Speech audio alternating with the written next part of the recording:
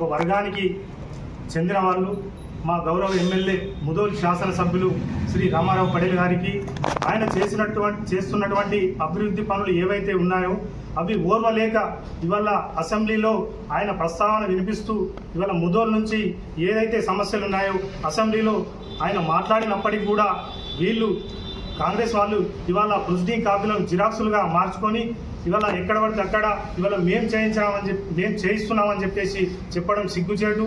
ఇవాళ భాషల్లో చూసినటువంటి అయితే అక్కడ జరిగినటువంటి దాదాపు 10 సంవత్సరాల అభివృద్ధి పనిలో ఏ ఒక్క రూపాయి కూడా ఇవాళ అభివృద్ధి చెందినట్టు ఆ మందిర్ కనబడతలేదు.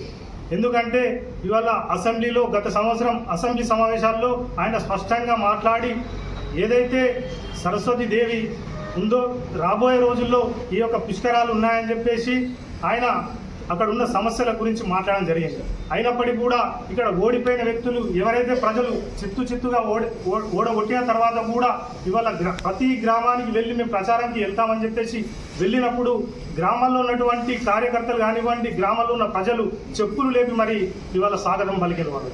అయినప్పటికీ కూడా సిగ్గు లేకుండా ఇవాళ ఏ ప్రభుత్వం అధికారంలో ఉంటే ఆ ప్రభుత్వంలో చేరికై ఇవాళ మేము చేస్తున్నాం పనులు అని చెప్పేసి చెప్పడం సిగ్గుచేటు. అదేవిధంగా నిన్న ఒక వర్గానికి చెందినటువంటి కాంగ్రెస్ కార్యకర్తలు కొందరు లీడర్స్ మాట్లాడడం జరిగింది. ఇవాళ విఠల్ రెడ్డి గారు ఈ 10 సంవత్సరాలు చేసిండ్రు, ఇవాళ అనుకోకుండా అక్కడ ఒక ధర్మం కోసం ఒక హిందుత్వ విభేదం తెచ్చేసి అక్కడ ఎమ్మెల్యే రామారావు పటేల్ గారు గెలిచారని చెప్పేసి మాట్లాడడం జరుగుతుంది.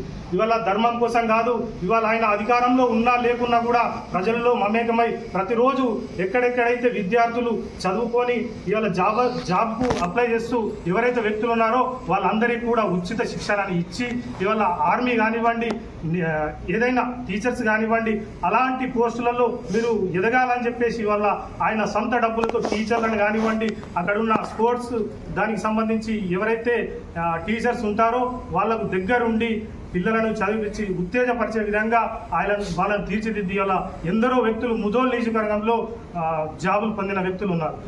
అయినప్పటికీ కూడా ఇవాళ మాట్లాడిన వ్యక్తులు ఎవరైతే కాంగ్రెస్ ప్రభుత్వంలో ఉన్నారో 10 సంవత్సరాలు పదవిలో ఉండి ఒక 5 సంవత్సరాలు పదవి కోల్పోయినామని చెప్పేసి వాళ్ళకి నిద్రలు అస్సలేవు. మళ్ళీ మా విఠల్ రెడ్డి ముదోల్ నియోజకవర్గంలో మళ్ళీ విఠల్ రెడ్డి గెలుస్తానని చెప్పేసి మాట్లాడుతూ ఉన్నాడు. 10 సంవత్సరాలలో మేము గ్రామాల్లో వెళ్ళి చూసినట్లయితే ఎక్కడ చూసినా కూడా సీసీ రోడ్లు కానివ్వండి, డ్రైనేజీలు కానివ్వండి, రైతులకు ఏదైతే చేర్ల దారి ఉందో ఆ దారులు కూడా గ్రావెల్ వరకు మేమంతా చేసి చూపెట్టినాం. ఎక్కడ వెళ్ళినా కూడా గ్రామాలు అభివృద్ధి చెందినాయని చెప్పేసి ఇలా మాట్లాడుతున్నాడు. నువ్వు ఏదైతే మాట్లాడుతున్నావో అది ప్రతి ఒక్క బడ్జెట్ మా కేంద్ర ఏదైతే మా ప్రియతమ నేత నరేంద్ర మోదీ గారు ఉన్నారో ఆయన ఇచ్చినటువంటి బిల్లులే ఇలా గ్రామాల్లో అభివృద్ధి చెందినాయి. అయినప్పటికీ కూడా ఇప్పుడు మీరు మాట్లాడుతున్నది ఏంటంటే మా ఎమ్మెల్యే గారే తిరిగి మళ్ళా తిరిగి ఎమ్మెల్యేగా గెలుపొందుతారని చెప్పేసి మాట్లాడుతూ ఉన్నారు. ఇలా సొంత గ్రామంలో నీ తండ్రి యొక్క విగ్రహం అక్కడ ఉంది.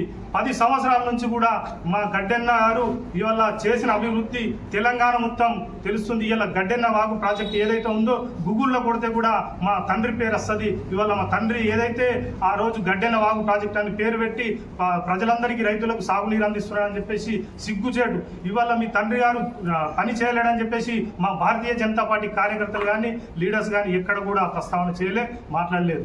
అయినప్పటికీ కూడా నీ తండ్రి చేసిన అభివృద్ధి పని వల్లే ఇవాళ తండ్రి పేరు చెప్పుకొని నువ్వు ఎమ్మెల్యేగా అయినావు.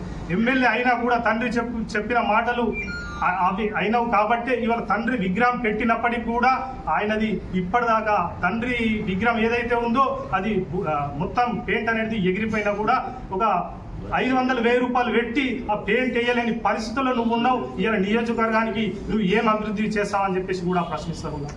ఇవాళ కాంగ్రెస్ కార్యకర్తలకు మేము ఒకటే చెప్తా ఉన్నాం. ఇవాళ ఇందిరమ్మ కమిటీలు వేసిండు గ్రామాల్లో. ఆ గ్రామాల్లో ఉన్న ఇందిరమ్మ కమిటీలో ఉన్న వ్యక్తులకు వార్డు మెంబర్ గెలిచే ప్రసక్తి కూడా లేదు. ఇవాళ పక్కకు కూర్చుంటే వాళ్ళ పక్కకున్న వ్యక్తులు ప్రజలు పక్క నుంచి బయట వెళ్తా ఉన్నారు. ఇవాళ ఈడు పొద్దున లేచి ఛాయకు మోతాదున్న కార్యకర్త ఈడొక గ్రామంలో ఉన్నటువంటి ఏదైతే రాష్ట్ర వ్యాప్తంగా కాంగ్రెస్ ప్రభుత్వం ఉందో మేము ఒక సభ్యునిగా మేము ఇందిరమ్మ ఇల్లు ఇస్తామని చెప్పేసి చెప్పడం సిగ్గుచేటని చెప్పేసి కోరుకుంటూ ఈ యొక్క అవకాశం ఇచ్చిన పెద్దలందరికీ నమస్కారాలు.